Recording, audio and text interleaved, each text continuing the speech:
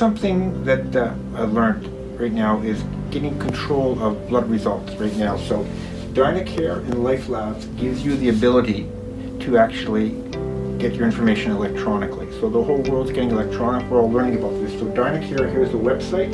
It costs $10 a year where you get access to all your blood work. Good investment. That's Dynacare. And Life Labs does it at no charge at this point in time. And so to me is that I'm encouraging everybody to get on this electronically, or somebody in your family that you can actually look at your lab results. I'd much rather have a conversation with you on my CK is 2000, is 200, my LDL cholesterol is 2, my HbA1c is 5.6%. How do we go from there? So this is a great tool. It's available to everybody in Ontario. So everybody should think about how to get their information electronically. Yes, when you're in the clinic, we'd be glad to give you on a paper format, but right now this is even more powerful. You can look at all your information when you need to.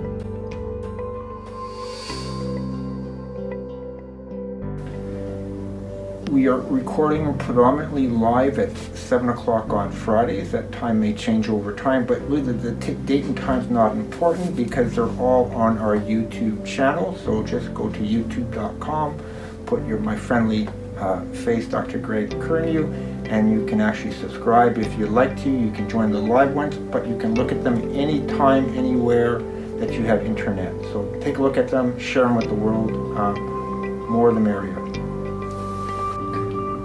This is one of over 100 webinars that you can have access to. This actually is a very important one. It's called Prescription Renewals and Medications. Take a look at it.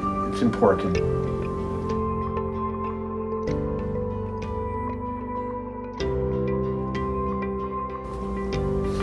It's also important to have requisitions for blood work. And so right now we're using something called Medios, where we can actually send it to you electronically. You need an email address to do this. For some people, we're making multiple copies of requisitions for blood work. For other people, we're sending to the lab. I'm finding right now the best way is for you to have the lab's forms in your hand, and electronic through Medios is a good way. Now here's our standard blood requisition form. You can measure lots of parameters, and we're going to actually have a whole webinar on understanding what's in your bloodstream. But very important right off the bat is you should make sure that your name's on the requisition form, that it's your proper physician it's going to. It has a validated healthcare card. Your healthcare card is good for 5 years in Ontario, and basically that needs to be validated for the service to be done and paid for the government, which they want to pay for. If it's not a validated card, you may be stuck with a bigger bill than you want, and we don't want to do that to happen. And importantly is that if you moved or your phone number's changed, tell us. For instance, I try to call people sometimes at 2 o'clock in the morning because of an emergency. Potassium level of 7.2 can be life-threatening. On more than one occasion is I woke up the wrong person or the phone's being disconnected. So remember is that you need to let your doctor's office know where you live, what your phone number is, and how we get things involved with you. So right now is that we're sharing responsibility, and let's work together on the situation. Anything you want to add about requisition forms? No, I think you pretty much covered it all. I do want to add something for Dynacare and Life Labs. It's also very useful because we're doing virtual phone visits. So if you can access it at home, you can follow along when we go through your blood work, and it'll make for an easier conversation as well. So let's actually use lab requisitions more effectively, and let's get on board about getting your things electronically through Dynacare and Life Labs, who made this possible. So thank you so much.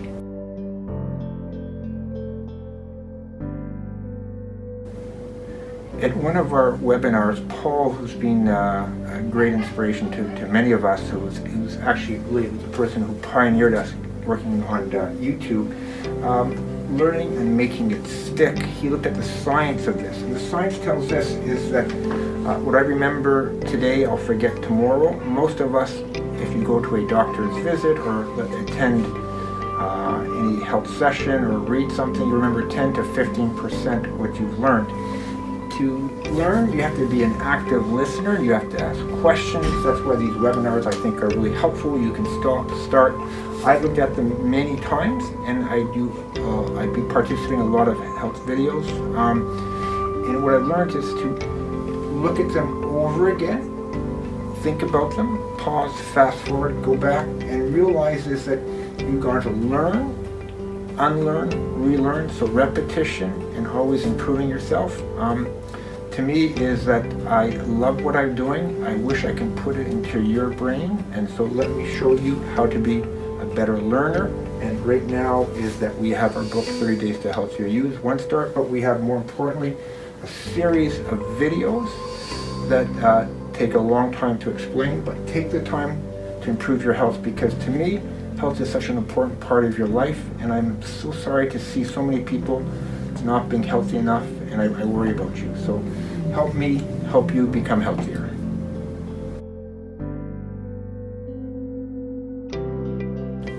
Medical errors are common, so we're all going to make mistakes. I make mistakes every day, so do you. So let's think how we can work better at this. And one of the things is that in Canada, what's the third leading cause of death? It's actually just patient safety incidences, so medical errors. Yeah. So, cancer and heart disease, we spend a lot of time preventing, and we battle right now in Canada. Cancer is the number one cause of death because we made better inroads in heart disease. But the third leading cause of death is errors. And one of the things is medical errors are common. We just talked about that charts are wrong. Patients say statements. I told you that last time. Show you must have it. My answer is that 28,000 people die every year in Canada because of errors.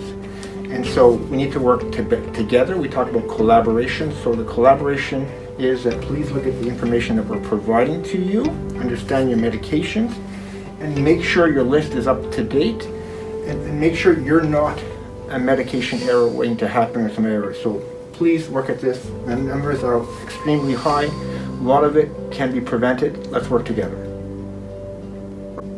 I'm here with Maria, who's been working with me on getting medications right. And what happens when you ask people about their medications sometimes? Well, one of the most frequent responses that we get is that it's the same. Nothing has changed and that we already have it in the system. So never ever say that again, because look at this. What's the number there, Maria?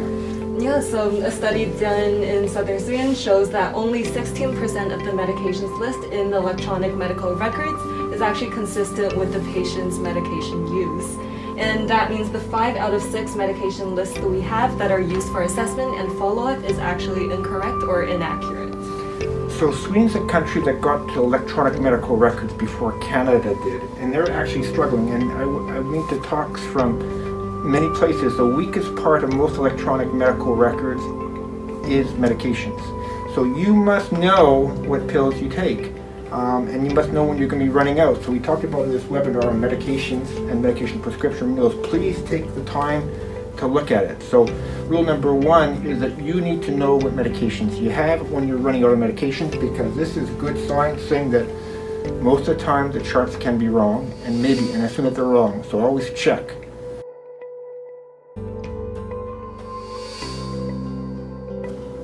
I remember running out of gas when I was about 17 years of age. I was really young. I was a cheapskate at the time, still am, and I didn't want to put gas into my parents' car. They let me take it, and so I ran out of gas. And so since then, I've never ever ran out of gas ever before, and I checked my gas tank. One of the things is that you need to check your medication gas tank. Is that if you rely on the pharmacist will notify the doctor when you run out of pills, you're basically running out of gas, you're running out of pills, and that's basically not the best way of renewing prescriptions. So I want you to look at the webinar that we put together on medication and prescription renewals, because you need to be on the optimal medication at the right time. And when you're down to your last prescription renewal, I try to usually give you 100 days at a time with 3 repeats for chronic medications. I'd like you to call the office and tell me when you can be running out of medications a month, 2 months, or even 3 months beforehand, so we can actually plan whether or not we need to change your medications, get blood work when you need to get your medications, so you don't run out of gas and you don't run out of medications, and you're on the right medication at the right time. It's not an emergency situation. What do you think of that? What's your observation about this? I think just always keeping track yourself. Don't rely on your pharmacist to do everything. So when you're on your last renewal, to know that you're on your last renewal, so you can let us know personally, and that'll also limit the number of transactions we have between people, so it'll also limit or reduce errors. Yeah. So it's a good time to always check, but you don't want to check things in an emergency situation. You want to optimize your medication. Here's how you do it.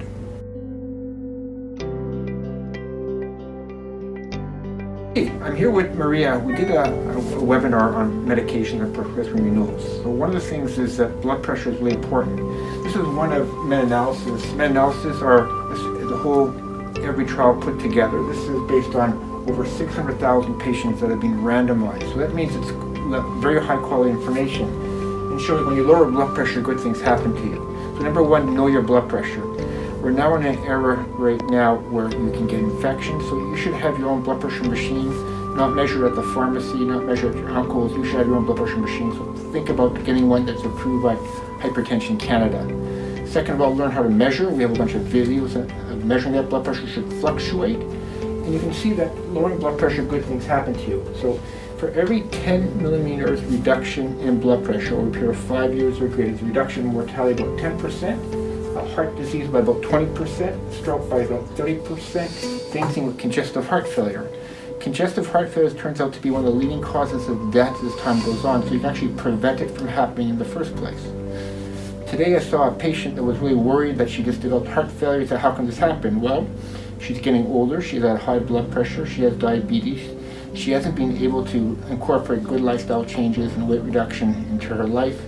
And unfortunately, this is what's going to happen. So let's actually work hard at this. And you can see that getting blood pressure down, the most accurate blood pressure that's measured is in the doctor's office. I'm sorry, take that back. The most accurate blood pressure that you should have is one done at home properly. The second is a 24-hour blood pressure machine, gives you a daytime average. And third is the blood pressure in the doctor's office. So, when I said initially blood pressure at home is important, it is important. So please measure it, please look at it, and make sure it doesn't fluctuate. And it also shows that lowering blood pressure down to a systolic less than 120 is better. So lower is always better, and we have to decide what your best blood pressure readings are. For most people, we tend to leave it at 140 over 90, but getting it lower can be better as well. So Maria, when you did your look at this, was that a surprise to you? Kind of, and also kind of not. I always knew that it's better, but it's surprising to see the actual data and how much of risk prevention it helps. So blood pressure pills have been around forever. They work, and they're now relatively inexpensive medications. How expensive are blood pressure pills most of the time? They're not that expensive. Usually a couple of cents, 30 cents maybe. Yeah, so for 25 cents a day, you can actually live longer.